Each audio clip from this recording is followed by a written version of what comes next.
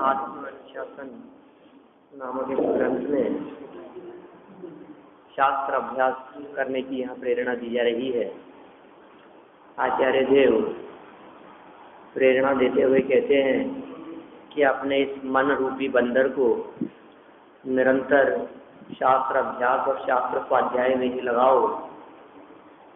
मन की चंचलता इस बंदर के समान है। जो बंदर निरंतर इधर उधर उछल कूद करता रहता है, जो बंदर स्थिर नहीं बैठ सकता, बंदर को यदि कहा जाए कि चुपचाप बैठ जाओ तो कैसे बैठे? चुपचाप ही बैठ जाए तो फिर वो बंदर ही नहीं है। तो मन भी हमारा बंदर है, जिसको शांत बैठने की कहते हैं तो वो बैठता नहीं है। हाँ, लेकिन इसको शांति से कंट्रोल करने का एक ही माध्यम है कि इसको कोई ना कोई काम दे दो। तो जब तक ये कोई ना कोई काम में लगा रहेगा तब तक उत्पाद नहीं मचाएगा, और काम खत्म और उत्पाद शुरू। यही हालत है छोटे बच्चों की। बंदर है ये, तो ऐसा बोलते हैं ना बच्चों के लिए, हैं बानर सेना है। तो अपना मन जो है, इस मन को भी यदि आपने खाली छोड़ दिया तो निश्चित रूप से इधर उधर के भाव आपके हृदय में आएंगे। लेकिन मन को यदि कोई ना कोई अवलंबन मिल गया तो आपका मन प्रसन्न भी रहेगा और निश्चित रूप से पाप से भी बचेगा। और वो अवलंबन यदि चारों अनुयोग में जिनवाणी है तो वो सर्वोत्कृष्ट बात है। रागादि का नाश करने की प्रेरणा देते हुए आचार्य देव यहाँ कह रहे हैं कि आप अपने मन को शास्त्र अभ्यास में लगाएं। माने जो संकल्प आपने रागादि नाश का लिया था वो संकल्प बार बार में दोहराएं। यदि आप अपने संकल्प को बार बार में दोहराएंगे तो निश्चित रूप से उस संकल्प की पूर्ति भी होगी। काफी प्रकरण अपन ने इस संदर्भ में यहाँ पढ़ लिया है और इसी बात को अपन थोड़ा और आगे बढ़ाते हैं। पेज नंबर 163 पर भावार्थ के 2-3 पैराग्राफ अपन पढ़ चुके हैं, 2 ही पढ़े हैं शायद। देखिए तीसरे पैराग्राफ से वापस देखते हैं। यहाँ मात्र शास्त्रों के बाह्य पठन पाठन आदि को ही शास्त्राभ्यास नहीं समझना चाहिए। बाह्य पठन पाठन को शास्त्राभ्यास नहीं समझें, इसका मतलब चिंतन भी स्वाध्याय ही है। हम चिंतन करें, विचार करें वस्तु स्वरूप के बारे में, क्रमबद्ध के बारे में, कर्ता कर्म के संदर्भ में, निमित्त उपादान के संदर्भ में, चार अभाव के संदर्भ में। जो विषय हमारे को अच्छे लगते हैं उन विषयों का आधार और अवलंबन लेकर के अपने चिंतन को बढ़ाएं। ऐसा जिनागम में बहुत माल है जो हमारे रुचि अनुसार होगा। पढ़ें रुचि अनुसार, लेकिन अर्थ लगाएं आगमानुसार। माने अर्थ लगाने में रुचि नहीं, अर्थ लगाने में तो आगम का ध्यान रखे। जनवाणी क्या कह रही, आचार्य क्या कह रहे हैं, परंपरा से क्या अर्थ इसका होना चाहिए, उसका भाव भाषण हमारे को हुए। और पढ़ने में आप रुचि अनुसार पढ़ो रुचि अनुसार, लेकिन निकालो वही जो आचार्य देव निकाल के देना चाहते हैं। कोई भी अनुयोग पढ़े, मन बोलते हैं ना, सबका प्रयोजन एकमात्र क्या है, वीतरागता। बिजनेस कोई भी हो, सबका प्रयोजन एकमात्र प्रॉफिट, पैसा कमाना। ज्वेलरी के शोरूम वाले तो पैसा कमाना चाहते होंगे, लेकिन पान की दुकान वाले वो भी पैसा कमाना चाहते, और मूंगफली का ठेला लगाने वाले, और सब्जी बेचने वाले, रिक्शा चलाने वाले, सब एक ही प्रयोजन। काम कुछ भी हो, दुकान कोई भी हो, प्रयोजन एक है। ऐसे ही कह रहे हैं कि ये चारों अनुयोग, कोई भी शास्त्र, किसी भी प्रकार का शास्त्र, लेकिन प्रयोजन क्या है, वीतरागता का पोषण। चाहे वो उपन्यास के रूप में लिखा गया हो, कथाओं के रूप में लिखा गया हो, पद्य के रूप में लिखा गया हो, ठीक है, संवाद के रूप में लिखा गया हो, नाटक के रूप में लिखा गया हो, किसी भी शैली में, चाहे वो प्रथमानुयोग, चरणानुयोग, कर्णानुयोग, द्रव्यानुयोग, किसी भी शैली, किसी भी विधान में उसका प्रयोग किया गया हो, लेकिन एकमात्र प्रयोजन क्या है, वीतरागता। तो हम पढ़ रहे हैं अपनी रुचि अनुसार, लेकिन अर्थ निकालना है वीतरागता का पोषण। हमने रुचि अनुसार पढ़ा, माने हमारे को ऐसे ही पढ़ने में मजा नहीं आ रहा, तो फिर क्या करें कि कुछ थोड़ा सा यदि उसको पद्य में यदि बना दो ना, तो पढ़ने में मजा आता है। अभी गद्य पढ़ने में इतना मजा नहीं आता, लेकिन उसको गाते हुए पढ़ने में बड़ा मजा आता है। उसको गुनगुनाते रहो, उसको गाते रहो, अच्छी धुन है। वीरचंद कितने कितने अच्छे धुन का यहाँ प्रयोग किया है भाई। पूरे एक ही धुन रखिए, पूरे आत्मानुशासन में एक ही धुन रखिए। किसी भी प्रकार का छंद हो, संस्कृत श्लोक भले ही शिखरिणी हो, के वसंत चिल्का हो, के मालिनी छंद हो, चाहे अनुष्टुप हो, लेकिन उसका जो पद्यानुवाद किया है सब में वीरचंद। धुनी इतनी प्रसिद्ध है, तो अपने को उसको गुनगुनाने में बड़ा आनंद आता है। तो यहाँ ये कहना चाह रहे हैं, आपको यदि उसको गुनगुनाने में आनंद आता है, कोई बात नहीं, आप उसका प्रयोग करें।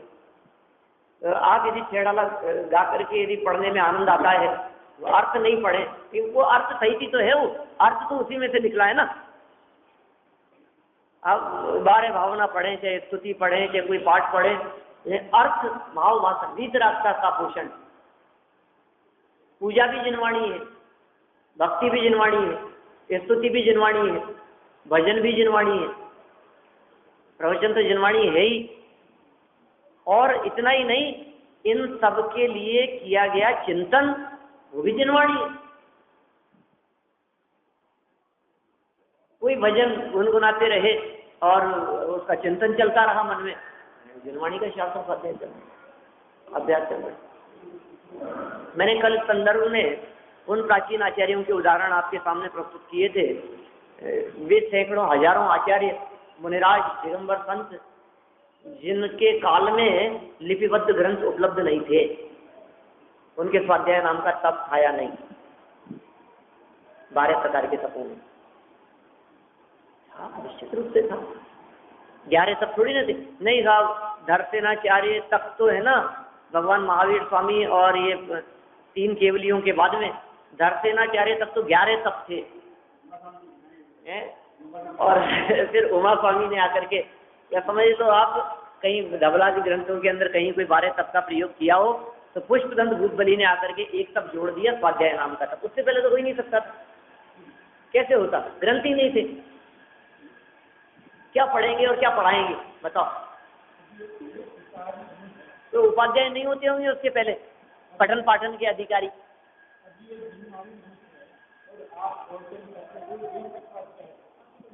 वही कह रहे हैं ना, श्रवण भी स्वाध्याय है, और वही 5 प्रकारों को हमारे को ध्यान में रखना चाहिए, जिसमें पठन जो है वो तो एक है बस। स्वाध्याय के 5 भेदों में वाचना तो सिर्फ एक है, और बाकी 4 में क्या है, बाकी 4 में तो सुनना, चिंतन करना, भूलन करना और बोलना, ये सब स्वाध्याय ही है, सुनाना। हम जो सुना रहे हैं मतलब साथ में कहीं 2 जने बैठ करके बिना जनवाणी के यदि किसी टॉपिक के ऊपर डिस्कस कर रहे हैं तो वो स्वाध्याय है या नहीं। तो हम तो ये कहते हैं फोन पे भी स्वाध्याय होता है बिना शास्त्र के भी। आते हैं बहुत ऐसे फोन आते हैं जो प्रश्न पूछने के लिए होते, चर्चा करने के लिए होते, अब बात करने से पहले ये और पूछ ले आपके पास में टाइम है थोड़ा सा, उनको क्या मना करे, ये है और फिर बहुत लंबी चर्चा लेकर ये बैठ जाते। वो स्वाध्याय है या नहीं है? माने देखिए इस साइंस ने जितनी प्रगति की है, तरक्की की है, तो वो विनाश के लिए तो है ही। सारी दुनिया और समझदार लोग, बुद्धिमान लोग कहते हैं कि जितना विकास है वो सब विनाश का हेतु है। लेकिन हम उसी विकास को यदि आत्म कल्याण में लगावें तो उसका उपयोग किया जा सकता है। क्या प्रयोग किया जा सकता है, उसका काम में लिया जा सकता है, उसको तत्व चर्चा की जा सकती। किसी भी प्रकार की समस्या और शंका होने पर समझिए टोडरमल जी के समय में यदि ऐसी फैसिलिटी होती तो वो मुल्तान से चिट्ठी आने में 2 महीने नहीं लगते उनके पास। क्या शंकाकारों को शंका होती और टोडरमल जी को मोबाइल मिलाते और सारी इस प्रश्न का जवाब हमारे को चाहिए और तुरंत मिनटों में, सेकंडों में मोबाइल के माध्यम से उन शंकाओं का समाधान हो जाता। आज देश के बड़े बड़े विद्वान, उच्च कोटि के श्रेष्ठ विद्वान, उन सबके नंबर, कर्णोनियों के विशेष ज्ञाता विद्वानों के नंबर अपने पास में भी हैं। तो अपन किसी से भी कभी भी किसी भी टॉपिक के संदर्भ में जहाँ अटक रहे हैं वहीं चर्चा कर सकते हैं। ये कैसा स्वाध्याय का एक प्रसंग बन गया है। करना चाहे देखिए मोबाइल स्वाध्याय का पार्ट नहीं है, लेकिन मोबाइल को स्वाध्याय का हेतु बनाया जा सकता है। हाँ, लेकिन आप इस भ्रम में न रहें। कई बार तो हमारा जब इंटरनेट नहीं चलता है तो मोबाइल से स्वाध्याय होता है। तो मतलब समझिए यार, ये भी माध्यम हो सकता है, लेकिन कब, किसी परिस्थिति विशेष में शंका के समाधान के लिए। देखो आप, अपन तो उनकी रिद्धियों की बात करते हैं, भावलिंगी संत हैं, मुनिराज हैं, आहारक रिद्धिधारी है कि क्या होगा, इस शंका के समाधान के लिए मस्तक से पुतला निकलेगा और विदेश क्षेत्र जाएगा शंका के समाधान के लिए कहीं। अब वो रिद्धिधारी मुनिराज और हमारे पास में ये रिद्धि बोलो मतलब क्या हो गया है, कैसा चमत्कार हो गया है आज के समय में। तो हम इस रिद्धि का प्रयोग करके शंका के समाधान के लिए, विषय कषाय के पोषण के लिए भी हो सकता है, रागादि के पोषण के लिए भी हो सकता है। लेकिन यहाँ स्वाध्याय की प्रेरणा देते हुए कह रहे हैं कि आप यदि रागादि का नाश करना चाहते हैं तो आप पठन मात्र को स्वाध्याय नहीं समझें, क्योंकि चिंतन उस पठन की अपेक्षा से कई गुना लाभ प्रदान करने वाला होता है। पठन के माध्यम से जो स्वाध्याय हुआ वो जितना हमारे लिए आत्म कल्याण में हेतु बनेगा, उससे कई गुना ज्यादा वो चिंतन हमारे आत्म कल्याण में हेतु बनेगा। इसलिए आप समझ लीजिए, जहाँ सम्यक दर्शन की प्राप्ति की चर्चा की है वहाँ देशना लब्धि तो रखा है, देशना, प्रायोग्य और करण, जो 3 लब्धियों की जो चर्चा की है उनमें कहीं भी शिवोक्षम और विशुद्धि भी साथ में ले लो आप, पठन की चर्चा कहीं नहीं है। सुनना तो है और फिर चिंतन करना तो है। सम्यक प्राप्ति के लिए किए गए प्रयासों में सम्यक प्राप्ति की जो प्रक्रिया है, वेद विज्ञान आत्म कल्याण की जो प्रक्रिया और जो प्रोसेस है, उस प्रोसेस में चिंतन तो आएगा, यानी वो स्वाध्याय तो शामिल है। देखो सम्यक दर्शन की प्राप्ति में स्वाध्याय है या नहीं है, उसकी प्रक्रिया में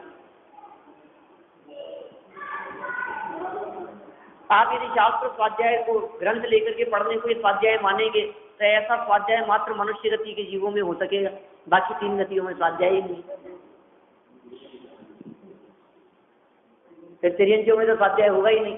और फिर 33 सागर तक तत्व चर्चा करने वाले मुख्यता से कथन समझना चाहिए। कई बार विचार करते हैं ऐसे प्रकरणों के संदर्भ में कि क्या वास्तव में 33 सागर तक निराबाध अनवरत कंटिन्यू तत्व चर्चा चलती रहती होगी सर्वार्थ सिद्धि के देवों में? और कोई दूसरा विकल्प ही नहीं है, मुख्यता से किए गए कथन है, दूसरे काम भी होते ही है। ऐसा थोड़ी ना है कि 33 सागर तक नॉन स्टॉप जन्म से लेकर के मरण पर्यंत, आयु पर्यंत 33 सागर तक सिर्फ वही चलता रहता हो, दूसरा विकल्प ही नहीं आता हो। यदि ऐसा होगा तो 33,000 वर्ष बाद में भोजन का विकल्प तो आता ही है, ये तो आगम से सिद्ध है बात। तो फिर क्या समझे उसका अर्थ? इतना समझो कि जैसे कोई व्यक्ति 24 घंटे में से 12-15 घंटे 18 घंटे स्वाध्याय करता है, तो हम ये कहते हैं कि ये तो दिन रात स्वाध्याय ही करता रहता है, ऐसा बोलते हैं ना, ऐसा कथन समझना। ऐसा थोड़ी ना कि वे उठते बैठते ही नहीं होंगे, कोई कहीं जाता ही नहीं होगा। फिर तो फिर ऐसा होगा कि तरवार सिद्धि के देवों ने जहाँ जिसने जन्म लिया है, यद्यपि उत्पाद शैयाएं जहाँ हैं वहाँ उनके रहने के स्थान नहीं होते, जन्म लिया है, किसी का किसी से परिचय नहीं होता होगा, किसी का किसी से नाम नहीं पूछते होंगे, आपस में व्यवहार बोलचाल कुछ भी नहीं होता होगा, वहाँ कैसे जीवन यापन होगा? तो जो 33 सागर जो तत्व चर्चा की बात है वो सिर्फ प्रमुखता की अपेक्षा से अपने को समझना चाहिए, लेकिन हम फिर भी उसमें ये बात कहना चाहते हैं कि बहुत लंबे काल तक उनका स्वाध्याय होने पर भी ग्रंथ उनके पास में नहीं है, शास्त्र उनके पास में नहीं है।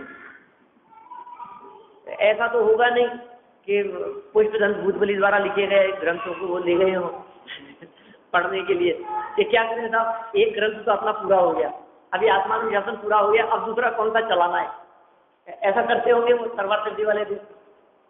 तो यहाँ से तो लाएंगे नहीं, चलो कोई बात नहीं, मनुष्य लोग से मध्य लोग से नहीं लेकर के आए, तो कुछ ऐसा होता हो कि उन्हीं में से कोई विशेष बुद्धिमान हो, ये तुम लिख दो कोई ग्रंथ, कुछ तो लिखो, अब नया कुछ चलाना है अपने को, अब क्या पढ़ेंगे अपन, ऐसा होता होगा।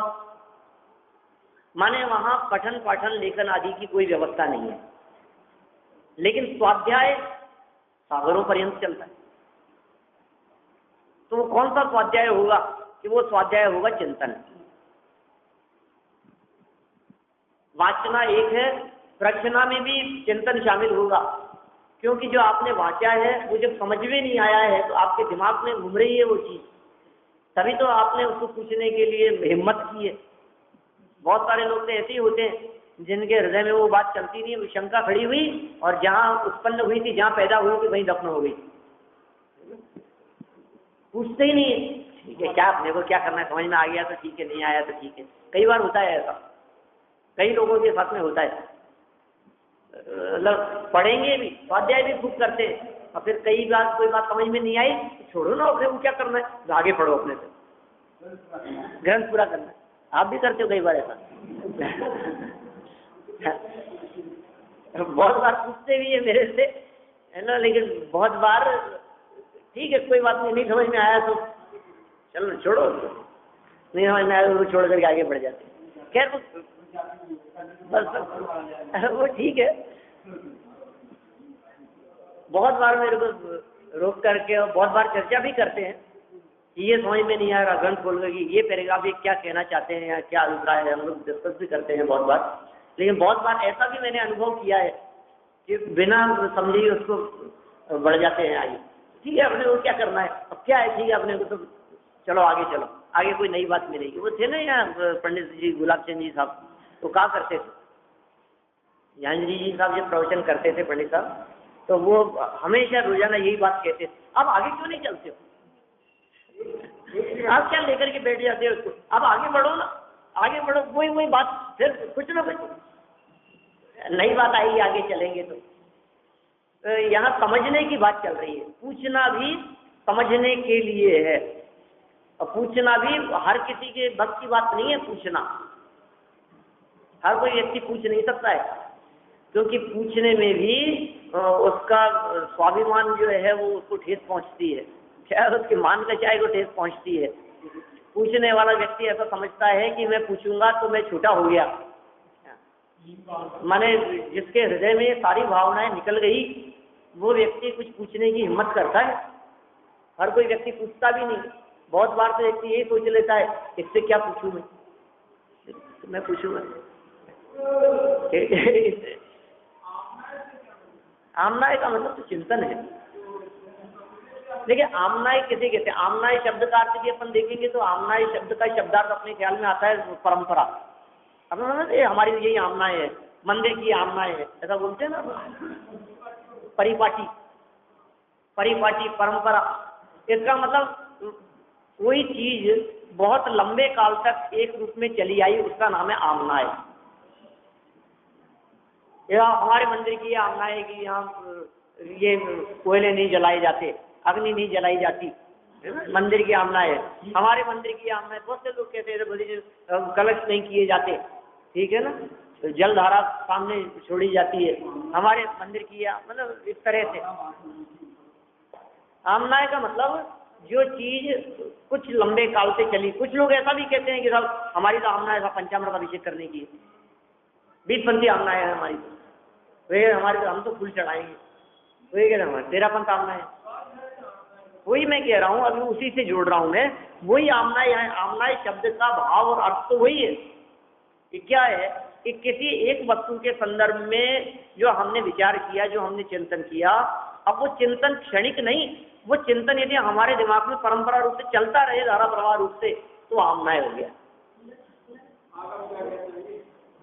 देखो, वाचना मतलब पढ़े हम, ठीक है, प्रश्ना मतलब पूछा हमने, जो चीज हमने पढ़ी है उसी के बारे में पूछे, पढ़ते पूछे और पूछते और पूछे, तो वो स्वाध्याय में नहीं आएगा।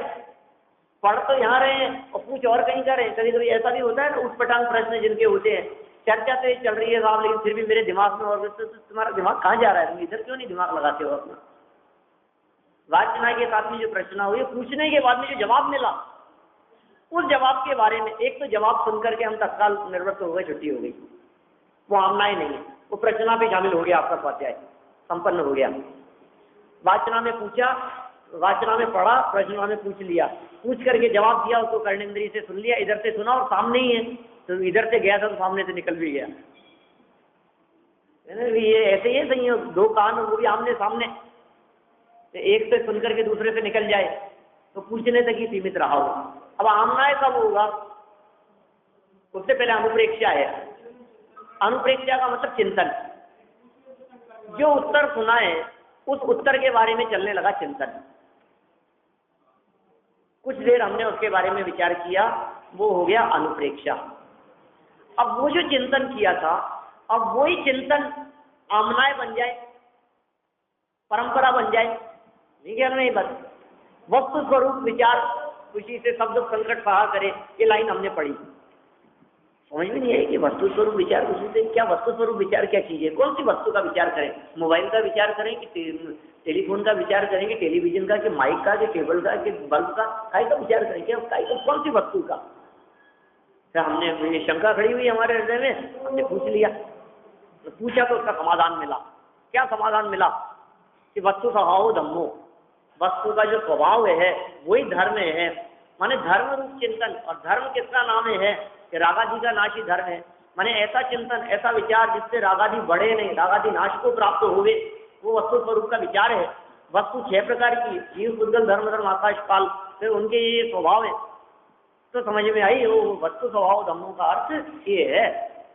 क्या वस्तु स्वभाव धम्मो, हम तो समझते थे पूजन करने में धर्म होगा, पढ़ने में धर्म बतलाओ, कुछ तो बताओ। अभी स्वभाव ही धर्म है, अब ये क्या धर्म हुआ।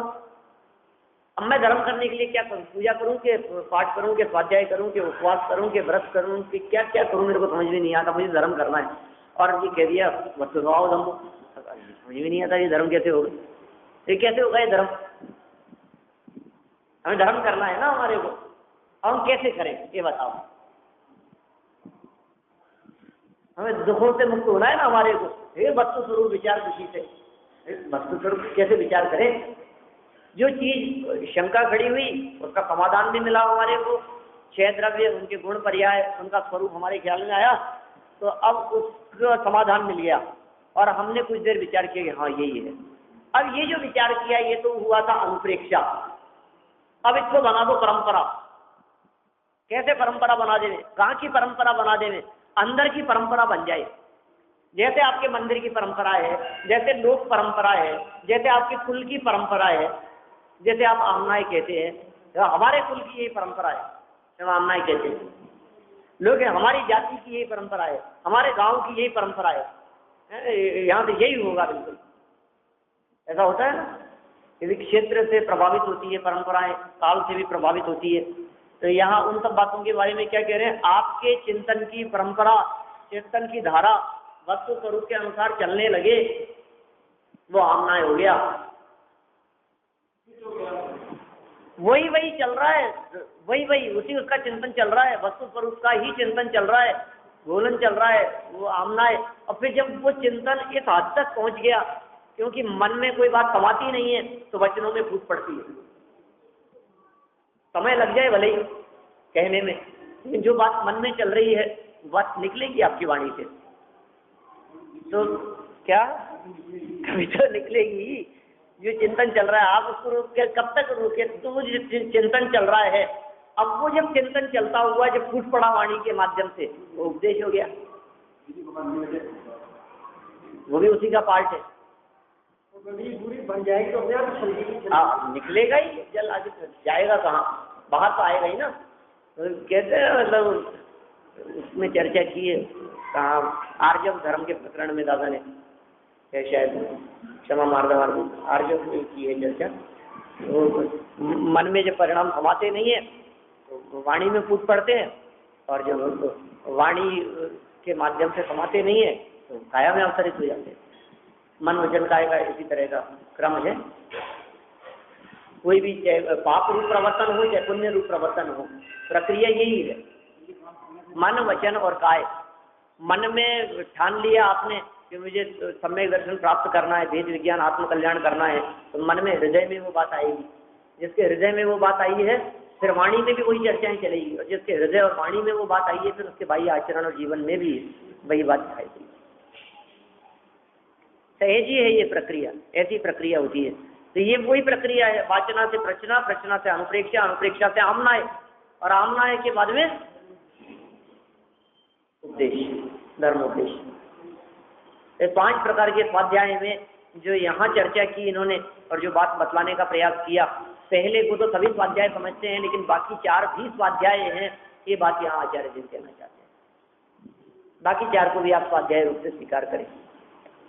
मेरी पंचलब्धियों की अपेक्षा से जो मैंने बात बीच में छेड़ी थी, आप देशना लब्धि की भी बात करें तो कहीं ऐसा नहीं है कि उसमें पढ़ने की बात की हो।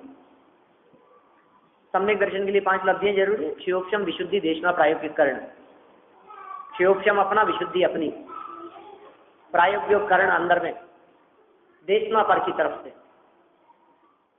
ठीक है, 5 लब्धियों में से क्षयोक्षम, विशुद्धि, प्रायोगिक और करण, ये 4 तो अपनी तरफ से, और जो देशना है वो गुरु उपदेश, वो देशना, और गुरु उपदेश को सुनना और सुन करके स्वीकार करना, तो देशना लब्धि।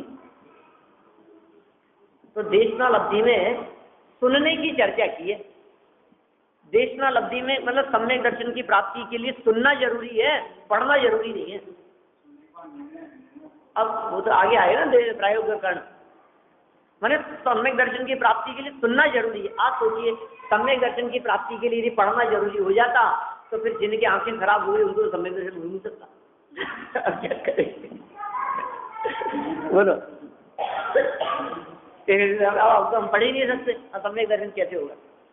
या फिर जिन लोगों को पढ़ना नहीं आता, तो आज के 25 साल, 30 साल, 40 साल, 50 साल मान लो आप, आज से आज 50 साल पीछे जाकर के देखेंगे तो कितने लोग ऐसे मिलेंगे जो पढ़े लिखे हैं।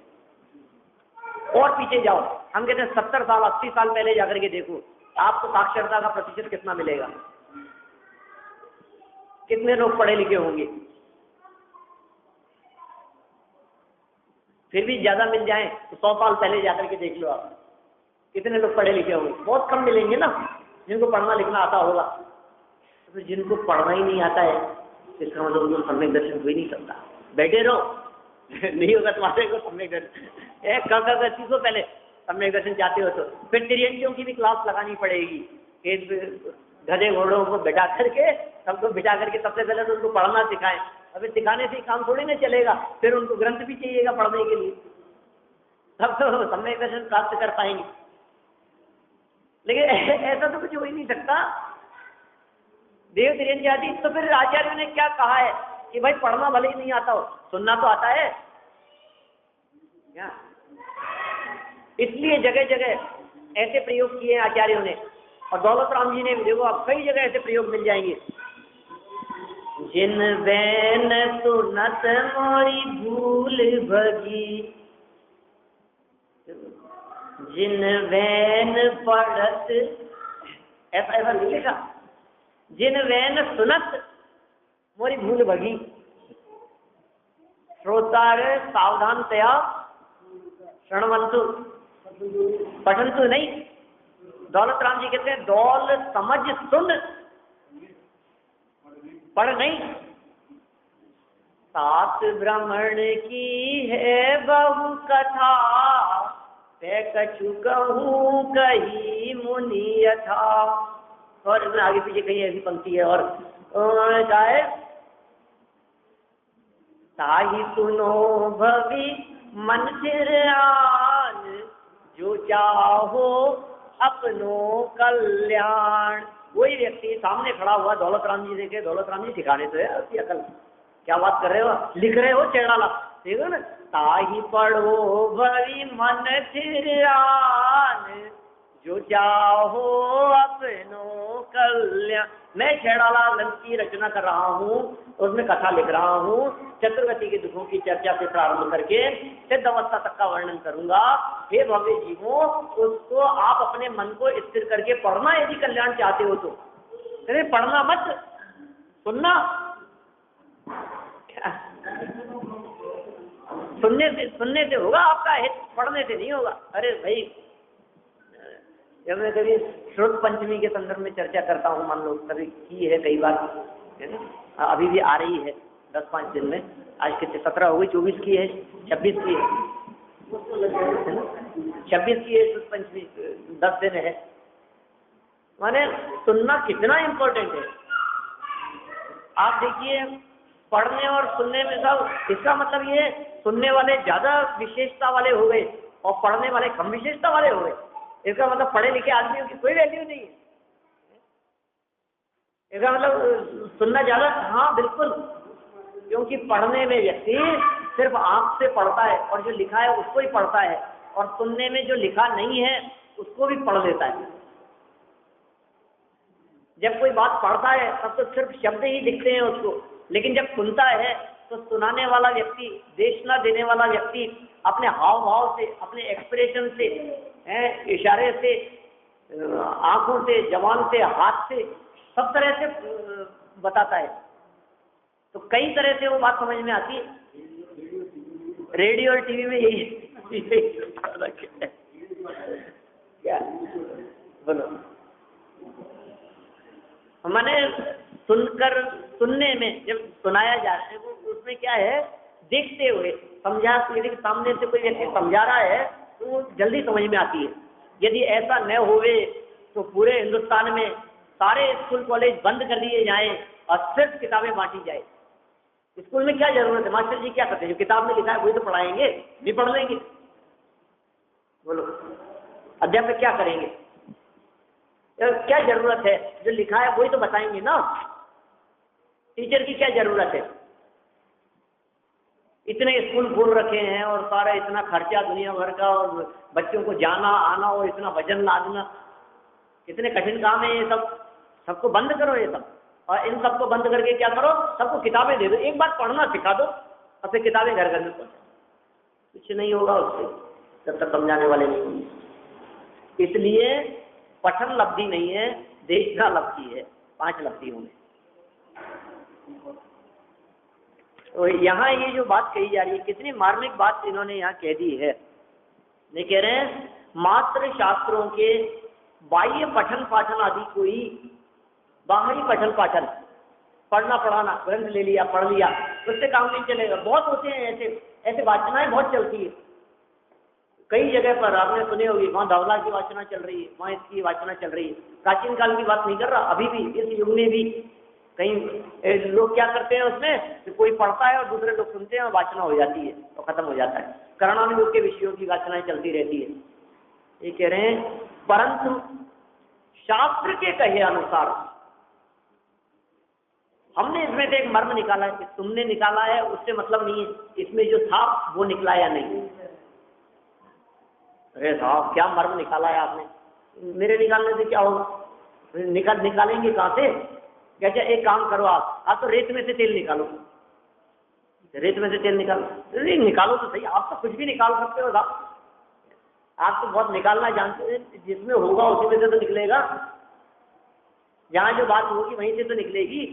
तो आचार्य देव कह रहे हैं शास्त्र के कहे अनुसार स्वरूप का ध्यान, शास्त्र के अनुसार वस्तु स्वरूप का ध्यान आदि करना भी शास्त्राभ्यास ही है। हमने इनका स्वाध्याय बिल्कुल बंद करा दिया, समझते क्या है, गुस्सा आ गया हमारे ऊपर, अब नहीं कर सकते हैं स्वाध्याय। तुम क्या रोक सकते हो, क्या रोक लोगे तुम? ये बाहरी प्रतिकूलताएं चिंतन को रोकने में समर्थ नहीं है। आपके विचार और चिंतन, पहरा बाहर लगाया जा सकता है लेकिन अंदर में नहीं लग सकता है पहरा। बाहर में बहुत प्रतिबंध लगाए जा सकते हैं लेकिन आपका विचार और आपका चिंतन जिस और दौड़ता है उसको कौन रोक सकता है? ये कह रहे हैं स्वरूप का ध्यान आदि करना भी शास्त्र अभ्यास ही है, क्योंकि शुक्ल ध्यान में भी, अब वो लोग तो ध्यान अवस्था में बैठे श्रेणी चढ़ते हुए मुनिराज, सातवें अवस्था से ऊपर ध्यान अवस्था में हाथ पे हाथ धर करके बैठे हैं, उस अवस्था में भी वितर्क सहित ध्यान कहा गया है और वितर्क श्रुत को कहते हैं। इसलिए जब तक केवल ज्ञान न हो तब तक शास्त्रों में मन लगाने से ही रागादि की हीनता होती है। प्रेरणा मूल प्रकरण वही था, रागादि के नाश करने वाला, जो पिछले श्लोक से शुरू हुआ था, और उसी के हेतु और कारणों की चर्चा करते हुए यह इन्होंने शास्त्राभ्यास की चर्चा की है।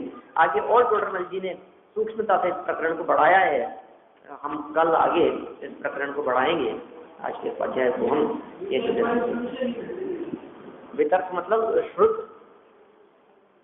वितर्क श्रुत को ही कहते हैं। हाँ, वितर्क श्रुतम सूत्र है ना ऐसा।